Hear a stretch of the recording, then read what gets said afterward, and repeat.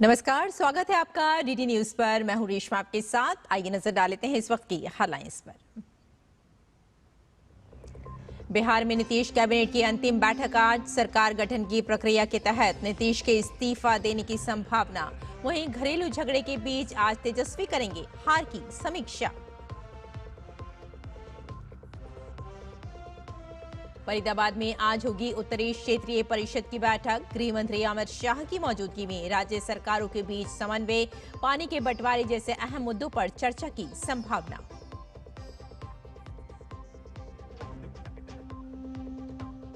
बांग्लादेश की पूर्व प्रधानमंत्री शेख हसीना और अन्य आरोपियों के लिए आज महत्वपूर्ण दिन।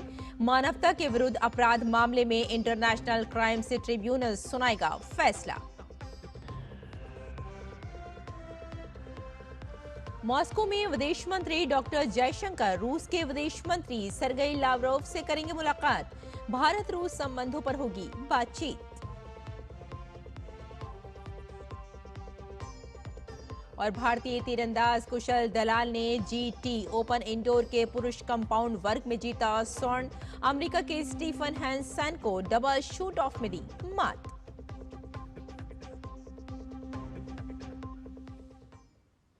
और आइए अब समाचारों पर डालते हैं विस्तार से नजर। बिहार विधानसभा चुनाव में एनडीए की प्रचंड जीत के बाद नई सरकार के गठन की प्रक्रिया तेज हो गई है। इसी क्रम में आज नीतीश कैबिनेट की अंतिम बैठक होगी। बैठक में सरकार भंग करने की सिफारिश होगी और नीतीश कुमार के सरकार गठन की प्रक्रिया के तहत इस्तीफा देने की संभावना है। इसके अलावा उन्हें राज्यपाल से मिलने के लिए अधिकृत करने के लिए प्रस्ताव पारित किए जा सकते हैं।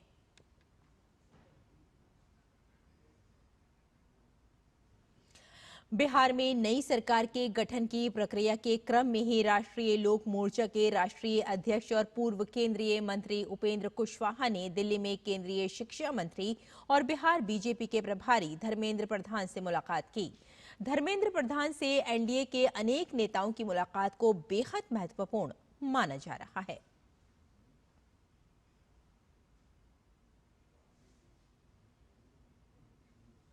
वहीं हिंदुस्तानी अवाम मोर्चा सेक्युलर के प्रमुख जीतन राम मांझी ने भी बिहार बीजेपी के प्रभारी धर्मेंद्र प्रधान से मुलाकात की। इस मौके पर बिहार बीजेपी के संगठन प्रभारी विनोद तावड़े भी मौजूद रहे। माना जा रहा है कि बिहार में नई सरकार के गठन के लिए एनडीए के घटक दलों के साथ विचार विमर्श किया जा रहा है।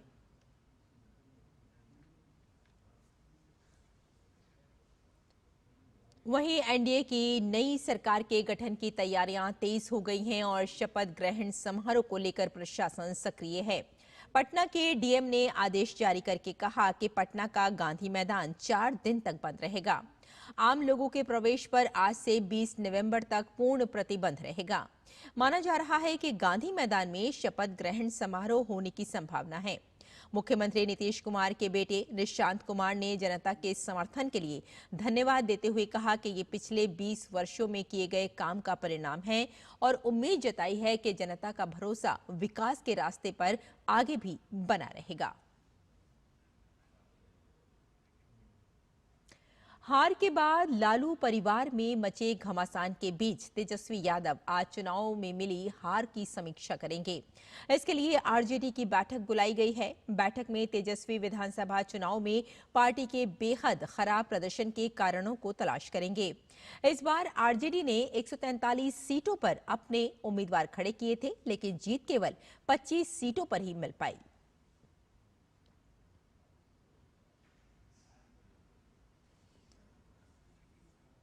और भाजपा नेता अमित मालवीय ने राहुल गांधी पर चुटकी ली है। अमित मालवीय ने कांग्रेस पार्टी को 95 चुनावों में मिली हार पर राहुल गांधी को आड़े हाथों लिया। मालवीय ने कहा कि राहुल दशकों में मिली करारी हार के बावजूद शताब्दी से 5 साल पीछे हैं। अमित मालवीय ने एक सोशल मीडिया पोस्ट को साझा करते हुए पूछा कि आखिर राहुल गांधी कांग्रेस को जिताने में असमर्थ क्यों हैं। मालवीय ने राहुल पर कटाक्ष करते हुए कहा कि यह हास्यास्पद है कि बिहार विधानसभा चुनाव में कांग्रेस की करारी हार के बावजूद राहुल गांधी चिंतित नहीं हैं।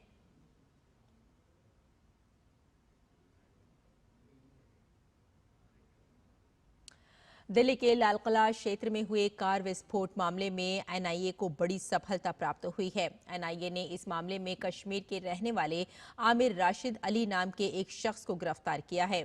आमिर पर आरोप है कि उसने आत्मघाती हमलावर के साथ मिलकर इस आतंकी हमले की साजिश रची थी। एनआईए ने आमिर राशिद अली को राजधानी दिल्ली से गिरफ्तार किया है। एनआईए की जांच से पता चला था कि जम्मू कश्मीर के पंपोर के संबूरा निवासी आरोपी ने आत्मघाती हमलावर उमर उन नबी के साथ मिलकर आतंकी हमला करने की साजिश रची थी। आमिर उस कार की खरीद में मदद करने के लिए दिल्ली आया था, जिसका इस्तेमाल विस्फोट करने के लिए वाहन आधारित इम्प्रोवाइज्ड एक्सप्लोसिव डिवाइस आईईडी के रूप में किया गया है। दिल्ली लाल किला विस्फोट मामले में एक के बाद एक खुलासे हो रहे हैं। जांच एजेंसियों के घटनास्थल से 9 mm के 3 कारतूस बरामद हुए हैं, तो वहीं दूसरी तरफ देश भर के करीब 200 डॉक्टरों की गतिविधियों पर नजर रखी जा रही है, जिनमें से कई को हिरासत में भी लिया गया है। इसी के साथ हरियाणा के नूह और हिदायत कॉलोनी इलाके में स्थानीय पुलिस अधिकारी केस से जुड़ी कड़ियों की जांच कर रहे हैं।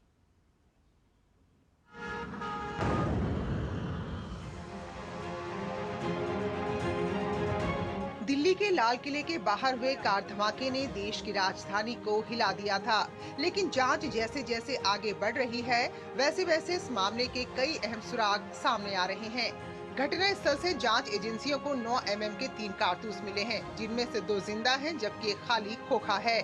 चूँकि 9 mm कारतूस आम लोग नहीं रख सकते हैं, इन्हें आमतौर पर सुरक्षा बल या पुलिस ही इस्तेमाल करते हैं, इसलिए ये बरामदगी जांच को एक नई मोड़ पर ले गई है। खास बात यह है कि मौके से कोई हथियार या उसका कोई भी हिस्सा नहीं मिला है। पुलिस अब ये पता लगाने की कोशिश कर रही है कि ये कारतूस वहां कैसे पहुंचे। क्या ये विस्फोट के बाद I-20 कार से गिरे थे? साथ ही ये भी जांच हो रही है कि क्या ये कारतूस आतंकी उमर के थे या पुलिस और अन्य एजेंसियों में किसी कर्मी का हथियार संबंधित मामला हो सकता है। इसी बीच केंद्रीय एजेंसियां मॉड्यूल की फंडिंग की भी जाँच कर रही है। इसी के साथ देश भर में करीब 200 डॉक्टरों की गतिविधियों पर नजर रखी जा रही है, जिनमें से कई को हिरासत में लिया गया है। इधर दिल्ली पुलिस ने विस्फोट मामले में हरियाणा के अल फलाह यूनिवर्सिटी के 2 डॉक्टर समेत 3 लोगों को हिरासत में लिया है। इसके साथ ही यूजीसी और NAAC की ओर से संकेतित कथित अनियमितताओं के आधार पर विश्वविद्यालय के खिलाफ 2 अलग-अलग FIR दर्ज की गई है। अपराध शाखा की टीम ने ओखला स्थित कैंपस का दौरा किया और कई दस्तावेजों की मांग की है। पुलिस का कहना है कि संस्थान में गंभीर अनियमितताओं के प्रारंभिक प्रमाण मिले हैं, जिनकी जांच की जा रही है। दूसरी ओर हरियाणा के नूह और हिदायत कॉलोनी इलाके में स्थानीय पुलिस अधिकारी दिल्ली धमाके केस से जुड़ी कड़ियों की जांच कर रहे हैं। वहीं दिल्ली मेट्रो के लाल किला स्टेशन की सुरक्षा जांच पूरी होने के बाद सभी गेट फिर से यात्रियों के लिए खोल दिए गए हैं, जिससे पुरानी दिल्ली से आने जाने वाले हजारों यात्रियों को बड़ी राहत मिली है। Bureau report, DD news. और छत्तीसगढ़ की सुकमा में सुरक्षा बलों को माओवादियों के खिलाफ बड़ी कामयाबी मिली है। सुरक्षा बलों ने तुमालपाड़ के जंगलों में हुई मुठभेड़ में 2 महिला माओवादी कुल 3 माओवादियों को मार गिराया। अतिरिक्त पुलिस अधीक्षक आकांश राव गिरिपुंजे की हत्या की साजिश रचने वाला और IED ब्लास्ट का मास्टरमाइंड कुख्यात माओवादी माड़वी देवा को भी DRG की टीम ने मुठभेड़ में मार गिराया। माड़वी देवा कोंटा एरिया कमेटी का जन मिलिशिया कमांडर था, जो कई निर्दोष ग्रामीणों की हत्या में शामिल था। मारे गए तीनों माओवादियों पर 5-5 लाख रुपए का इनाम था। वहीं घटना स्थल से 303 राइफल, BGL लॉन्चर सहित कई हथियार, गोला बारूद, दस्तावेज सहित अन्य सामग्री बरामद की गई। बस्तर रेंज के IGP सुंदर राज पटेलिंगम ने कहा कि बस्तर में माओवाद अपनी अंतिम सांसें गिन रहा है। उन्होंने सभी सक्रिय माओवादियों से हिंसा का रास्ता छोड़कर सरकार के आत्मसमर्पण एवं पुनर्वास नीति का लाभ उठाने की अपील की। 2025 में सुरक्षा बलों की संयुक्त कार्रवाई में अब तक कुल 233 माओवादी मारे जा चुके हैं।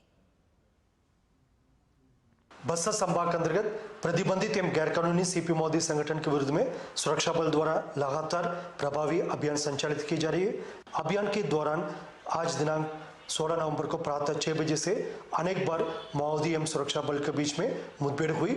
मुठभेड़ के उपरांत इलाका के सर्चिंग में 2 महिला माओवादी सहित कुल 3 माओवादी का डेड बॉडी बरामद की गई, जिनकी शिनाख्ती area committee member Madvi Deva, area committee member Pudiyami Kangi, एडी कमेटी मेंबर सोडी कंगी के रूप में हुई। तीनों माओवादी कैडर के ऊपर कुल 15 लाख इनाम घोषित है। मुठभेड़ स्थल से एक 303 राइफल और अन्य BGL लॉन्चर्स और आर्म्स एम्युनिशन भी बरामद हुई। वर्तमान की परिस्थिति में माओवादी कैडर के पास मात्र एक ही विकल्प शेष बच गई है, हिंसा त्याग करके समाज के मुख्य धारा में शामिल होने के उद्देश्य से आत्मसमर्पण करना चाहिए। और केंद्रीय गृह एवं सहकारिता मंत्री अमित शाह आज हरियाणा के फरीदाबाद में उत्तरी क्षेत्रीय परिषद की 32वीं बैठक की अध्यक्षता करेंगे। ये बैठक अंतर राज्य परिषद सचिवालय, गृह मंत्रालय, भारत सरकार द्वारा हरियाणा सरकार की मेजबानी में आयोजित की जा रही है। उत्तरी क्षेत्रीय परिषद में हरियाणा, हिमाचल प्रदेश, पंजाब, राजस्थान, दिल्ली, जम्मू कश्मीर, लद्दाख और चंडीगढ़ शामिल हैं। राज्य सरकार और केंद्र शासित प्रदेशों के वरिष्ठ अधिकारी भी इस बैठक में हिस्सा लेंगे। ये बैठक अंतर राज्य परिषद और गृह मंत्रालय द्वारा आयोजित की जा रही है, जिसकी मेजबानी हरियाणा सरकार कर रही है। विदेश मंत्री डॉक्टर एस जयशंकर आज रूस की राजधानी मॉस्को में रूस के विदेश मंत्री सर्गेई लावरोव से मुलाकात करेंगे। दोनों देशों के शीर्ष राजनयिकों के बीच होने वाली इस बैठक में कई महत्वपूर्ण द्विपक्षीय और अंतर्राष्ट्रीय मुद्दों पर बातचीत होगी। बैठक के दौरान व्यापार, ऊर्जा सहयोग, रक्षा साझेदारी और क्षेत्रीय सुरक्षा जैसे प्रमुख विषयों पर चर्चा होने की संभावना है। साथ ही भारत रूस सहयोग, बहुध्रुवीय विश्व व्यवस्था और अंतर्राष्ट्रीय तनावों पर भी चर्चा होने की संभावना है। ये बैठक दोनों देशों के लंबे समय से चले आ रहे रणनीतिक संबंधों को और मजबूती देने के लिहाज से महत्वपूर्ण मानी जा रही है। भारतीय नौसेना 24 नवंबर को अपने स्वदेशी जहाज निर्माण अभियान में एक और महत्वपूर्ण उपलब्धि हासिल करने जा रही है। मुंबई स्थित नौसेना डॉकयार्ड में माहे श्रेणी के पहले anti submarine warfare shallow watercraft ASWSWC INS माहे को औपचारिक रूप से शामिल किया जाएगा। कोचिन शिपयार्ड लिमिटेड द्वारा निर्मित ये जहाज 80% से अधिक स्वदेशी सामग्री से बनाया गया है। साथ ही INS माहे को आत्मनिर्भर भारत पहल की दिशा में एक बड़ी उपलब्धि मानी जा रही है, जो भारतीय नौसेना की तकनीकी दक्षता, डिजाइन और स्वदेशी युद्धपोत निर्माण में बढ़ती आत्मनिर्भरता को दर्शाता है।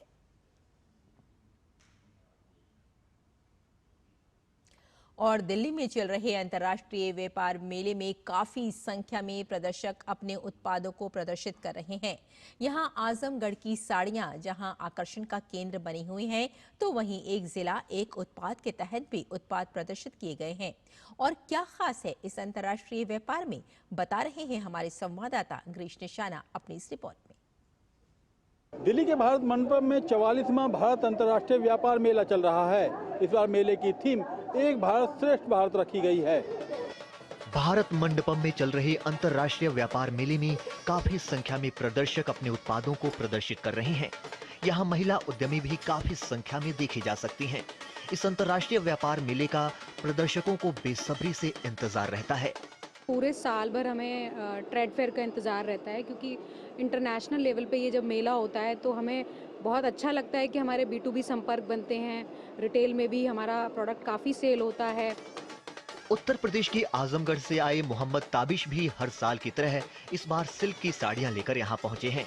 इस बार रंग का टिश्यू और खड्डी मोगा साड़ियां भी आकर्षण का केंद्र बनी हुई हैं। इनमें काफी ऐसी भी साड़ियां देखी जा सकती हैं जिन्हें हाथ से बनाने में करीब 6 महीने से ज्यादा का समय भी लग जाता है। साल 2025 का जो है रन कार्ड टिश्यू एंड खड्डी मूंगा पे लाए हैं। इस बार थोड़ा सा डिफरेंट है। अगर आपको मैं बताऊं तो ये जो साड़ियां होती हैं हमारी टोटल हैंडलूम बेस्ड होता है, और इसका जो टाइम टेकिंग प्रोसेस होता है थोड़ा सा कॉम्प्लिकेटेड होता है, थोड़ा सा टाइम टेकिंग होता है। लेकिन जो चीज़ बन के आती है सामने, तो फिर जो सामने वाला जो साड़ी को लेने वाला होता है, जो पहनने वाला होता है, उसकी तबीयत खुश हो जाती है, क्योंकि इसकी जो फिनिशिंग और इसकी जो क्वालिटी और इसका जो लुक होता है बहुत ही आउटस्टैंडिंग आता है। एक जिला एक उत्पाद के तहत प्रदर्शक उत्पादों को प्रदर्शित कर रहे हैं। इसके अलावा काफी प्रदर्शक प्राकृतिक उत्पादों को भी नए तरीके से पेश कर रहे हैं। ऑल ओवर इंडिया कुछ ऐसे सेलेक्टेड लोकेशंस हैं जो GI अप्रूव्ड हैं, ठीक है। तो उसमें मुजफ्फरनगर एक आता है, तो वहाँ मुजफ्फरनगर से हम लोग वन डिस्ट्रिक्ट वन प्रोडक्ट जैसे होता है, तो वहाँ से हम जैगरी को प्रमोट करते हैं ज़्यादातर। अंतर्राष्ट्रीय व्यापार मेले में हर दिन राज्य दिवस समारोह की भी धूम देखने को मिल रही है। रविवार को हरियाणा ने भी अपना राज्य दिवस समारोह मनाया। इसमें कलाकारों ने रंगारंग सांस्कृतिक कार्यक्रम पेश किए। मेले में हर दिन सांस्कृतिक कार्यक्रमों का भी आयोजन हो रहा है। मेले के पहले 5 दिन व्यापारी वर्ग के दर्शकों के लिए रखे गए हैं, जबकि आम जनता इस मेले का दीदार 19 नवंबर से कर सकेगी। कैमरामैन आनंद कुमार के साथ गिरीश निशाना, डीडी न्यूज, दिल्ली। और देश के उत्तरी हिस्से में जहां ठंड बढ़ रही है, वहीं दक्षिण राज्यों में भारी बारिश होने की संभावना है। मौसम विभाग ने मध्य प्रदेश, राजस्थान, महाराष्ट्र और छत्तीसगढ़ में 17 से 19 नवंबर तक गंभीर शीतलहर की स्थिति बनी रहने की संभावना जताई है। आईएमडी ने आज दक्षिण भारत के कई हिस्सों तमिलनाडु, केरल, आंध्र प्रदेश, यनम, रायलसीमा और अंडमान निकोबार में भारी बारिश का पूर्वानुमान जताया है। मौसम विभाग के अनुसार बंगाल की खाड़ी में बना निम्न दबाव आज श्रीलंका तट के पास अगले 24 घंटों में पश्चिम उत्तर पश्चिम की ओर बढ़ने की संभावना है। इसके प्रभाव से तमिलनाडु, केरल और द्वीप क्षेत्रों में अगले दौर में भी भारी से बहुत भारी बारिश होने के आसार हैं। वहीं मछुआरों को समुद्र में न जाने की सख्त सलाह दी गई है। लखनऊ के इंटौजा पुल के पास कबाड़ मार्केट में रविवार की रात अचानक आग भड़क उठी। मौके पर दमकल की टीमों ने पहुंचकर आग पर काबू पा लिया। राहत की बात यह है कि कोई हताहत नहीं हुआ। फायर ऑफिसर प्रशांत कुमार के मुताबिक कुल 6 दुकानों में आग की चपेट में आ गई। दमकल की टीमों ने आग पर बहुत कम समय में काबू पा लिया।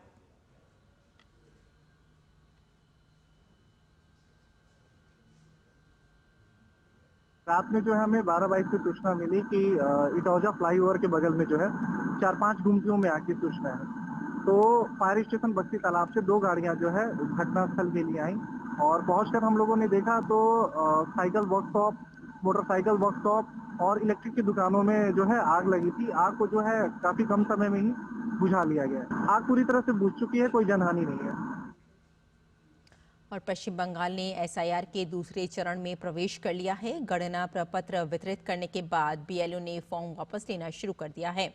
आयोग ने सूचित किया है कि राज्य के 7,66,37,000 मतदाताओं में से रविवार रात 8 बजे तक 7,61,00,000 एनुमरेशन फॉर्म वितरित किए जा चुके हैं। प्रतिशत के हिसाब से एनुमरेशन फॉर्म वितरण की दर 99.42% है। अब तक फॉर्म जमा करने के बाद 54,27,000 फॉर्म बीएलओ द्वारा ऐप में दर्ज किए गए हैं, जिसका प्रतिशत दर 7.8 है। बांग्लादेश का अंतर्राष्ट्रीय अपराध न्यायाधिकरण आज शेख हसीना पर जुड़े मानवता के विरुद्ध अपराध के बहुचर्चित मामले में फैसला सुनाएगा। साथ ही न्यायाधिकरण उनके 2 करीबी सहयोगियों पर भी अपना फैसला सुनाएगा। न्यायमूर्ति मोहम्मद गुलाम मुर्तुजा मुजुमदार की अध्यक्षता वाले 3 न्यायाधीशों के पैनल ने फैसले की तारीख की पुष्टि की, जिसके बाद राजधानी ढाका में सुरक्षा बढ़ा दी गई। ये आरोप जुलाई-अगस्त 2024 के छात्र नेतृत्व वाले विद्रोह से उत्पन्न हुए हैं, जिसके दौरान अभियोजकों का आरोप है कि तत्कालीन अवामी लीग सरकार ने प्रदर्शनकारियों का हिंसक दमन किया था। शेख हसीना के साथ पूर्व गृह मंत्री असदुज्जमा खान कमाल और पूर्व पुलिस प्रमुख चौधरी अब्दुल्ला अल मामून पर भी मुकदमा चला रहा है, जो अब सरकारी गवाह बन गए हैं। शेख हसीना और कमाल पर अशांति के बाद देश छोड़कर भागने के बाद उनकी अनुपस्थिति में मुकदमा चलाया जा रहा है।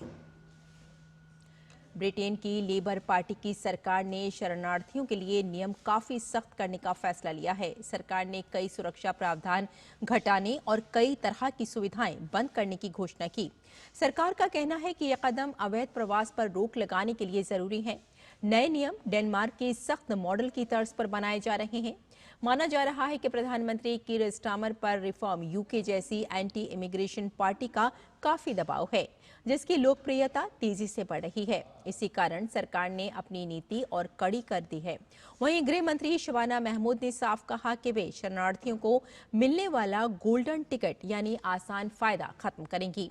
अभी तक शरणार्थियां दर्जा 5 साल के लिए मिलता है, जिसके बाद लोग स्थायी निवास और फिर नागरिकता के लिए आवेदन कर सकते हैं। लेकिन अब गृह मंत्रालय ने इस अवधि को घटाकर सिर्फ 30 महीने करने का फैसला किया है।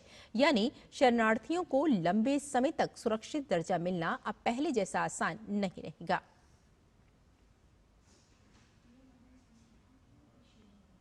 और दक्षिण अमेरिका देश चिली में रविवार को राष्ट्रपति चुनाव के लिए मतदान हुआ। इस मतदान में सत्तारूढ़ वामपंथी गठबंधन और दक्षिणपंथी उम्मीदवारों के बीच कड़ी टक्कर देखने को मिली। नई संसद की दिशा भी इसी चुनाव से तय होगी। साथ ही अगर इस मतदान में किसी भी उम्मीदवार को 50% से अधिक मत प्राप्त नहीं हुए तो अगले महीने एक बार फिर दोनों शीर्ष उम्मीदवार आमने सामने होंगे।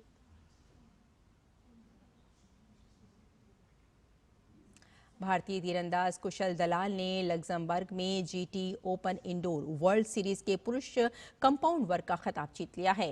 कुशल ने पूर्व विश्व नंबर 1 तीरंदाज अमेरिका के स्टीफन हैंसन को डबल शूट ऑफ में हराकर स्वर्ण पदक जीता। इससे पहले सेमीफाइनल में कुशल ने विश्व चैंपियन फ्रांस के निकोलस जेरार्ड को हराया था। भारत के गणेश मणिरत्नम तिरुमरु ने अंडर 21 पुरुष कंपाउंड वर्ग में कांस्य पदक जीता। और फिडे विश्व कप के क्वार्टर फाइनल में ग्रैंड मास्टर अर्जुन एरिगैसी एकमात्र भारतीय उम्मीदवार बचे हैं। आज क्वार्टर फाइनल में एरिगैसी का सामना चीन के ग्रैंड मास्टर वे यी से होगा। अब तक शानदार फॉर्म में दिख रहे हरिकृष्णा को आखिरकार 5वें दौर के ट्राई ब्रेक गेम में मैक्सिको के जोस मार्टिनेज अलंतारा के हाथों शिकस्त मिली। नॉकआउट स्पर्धा में अपने से बेहतर रेटिंग वाले तीसरे खिलाड़ी को हराने के बाद हरिकृष्णा के पास सेमीफाइनल में पहुंचने और उसके बाद शीर्ष 3 स्थानों में जगह बनाकर अगले वर्ष के कैंडिडेट्स टूर्नामेंट में स्थान सुनिश्चित करने का मौका होगा।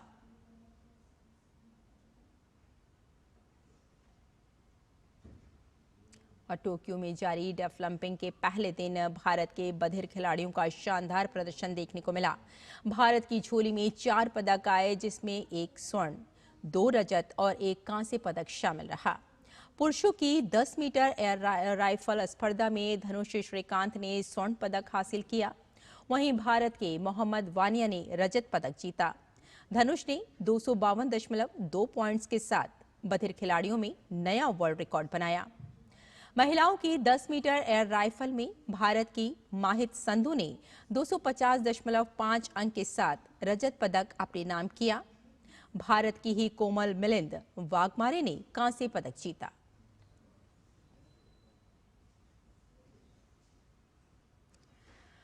और भारतीय कप्तान शुभमन गिल को अस्पताल से छुट्टी मिल गई है। दक्षिण अफ्रीका के खिलाफ पहले टेस्ट मैच के दौरान गिल की गर्दन में चोट लग गई थी। शुभमन गिल को अस्पताल के आईसीयू में रखा गया था। फिलहाल गिल की हालत स्थिर है। बीसीसीआई की मेडिकल टीम उन पर लगातार नजर बनाए रखेगी। भारतीय कप्तान गुवाहाटी में 22 नवंबर से शुरू हो रहे अगले टेस्ट में खेलेंगे या नहीं, इस पर फिलहाल सस्पेंस बरकरार है। पूर्व में टीम इंडिया के मुख्य कोच गौतम गंभीर ने कहा था कि शुभमन गिल की गर्दन की चोट का आंकलन किया जा रहा है और फिजियो द्वारा उनकी स्थिति पर फैसला लिए जाने की उम्मीद है। इसके बाद ही अगले टेस्ट में उनकी उपलब्धता पर स्थिति स्पष्ट होगी। इससे पहले भारतीय क्रिकेट टीम के पूर्व कप्तान और बंगाल क्रिकेट संघ के अध्यक्ष सौरव गांगुली ने अस्पताल जाकर शुभमन गिल से मुलाकात की थी। शुभमन को पहली पारी के दौरान बल्लेबाजी करते समय गर्दन में परेशानी हुई थी। इसके बाद वे रिटायर्ड हर्ट हो गए थे और शनिवार को उन्हें अस्पताल में भर्ती कराया गया था। विश्व मुक्केबाजी कप फाइनल 2025 की शुरुआत भारतीय मुक्केबाजों के लिए बेहतरीन रही। नोएडा के शहीद विजय सिंह पथिक स्पोर्ट्स कॉम्प्लेक्स में खेले जा रहे टूर्नामेंट में भारतीय मुक्केबाज मीनाक्षी, प्रीति, अंकुश और नरेंद्र ने अपने अपने वर्ग में जीत दर्ज करते हुए सेमीफाइनल में जगह बनाकर पदक पक्का कर लिया। विश्व चैंपियनशिप लिवरपूल 2025 की स्वर्ण पदक विजेता मीनाक्षी ने 48 किलोग्राम भार वर्ग में कजाकिस्तान की बोल्ट अकबोटा के खिलाफ जीत दर्ज की। वहीं प्रीति ने 54 किलोग्राम भार वर्ग में उज्बेकिस्तान की पूर्व युवा विश्व चैंपियन निगिना उक्तामोवा को हराया। अंकुश फंगल ने 80 किलोग्राम भार वर्ग में जापान के गो वकाया के खिलाफ जीत हासिल की। नरेंद्र बेरवाल ने 90+ किलोग्राम भार वर्ग में यूक्रेन की एंड्री खालिस्की को हराया। और 63वें वालोंग दिवस का समापन समारोह 15 और 16 नवंबर को अरुणाचल प्रदेश के वालोंग में आयोजित हुआ। स्पेयर कोर ने 2 दिवसीय कार्यक्रम के साथ 63वां वालोंग डे मनाया, जिसमें 1962 के युद्ध के दौरान लड़ी गई ऐतिहासिक और वीरतापूर्ण बैटल ऑफ वालोंग में शहीद हुए भारतीय सैनिकों के अदम्य साहस को सम्मानित किया गया। पूर्वी सेना commander lieutenant general RC Tiwari, quarter master general lieutenant general VMB Krishnan और GOC spear corps lieutenant general Abhijit S Pendharkar, Arunachal Pradesh के उप मुख्यमंत्री चौना मोन सहित 1962 युद्ध के वीर सैनिक और उनके परिजन उपस्थित रहे। 15 नवंबर को वालोंग डे की पूर्व संध्या पर light and sound show, drone display, sand art और सांस्कृतिक प्रस्तुतियों ने 1962 के वीर जवानों की कहानी को जीवंत किया। वहीं 16 नवंबर को वालोंग वॉर मेमोरियल पर श्रद्धांजलि अर्पित करने के साथ समारोह की शुरुआत हुई। इसके बाद युद्ध नायकों को समर्पित मूर्तियों का अनावरण किया गया। तो इस बुलेटिन में फिलहाल इतना ही, लेकिन DD न्यूज पर खबरों का सिलसिला जारी रहेगा। नमस्कार।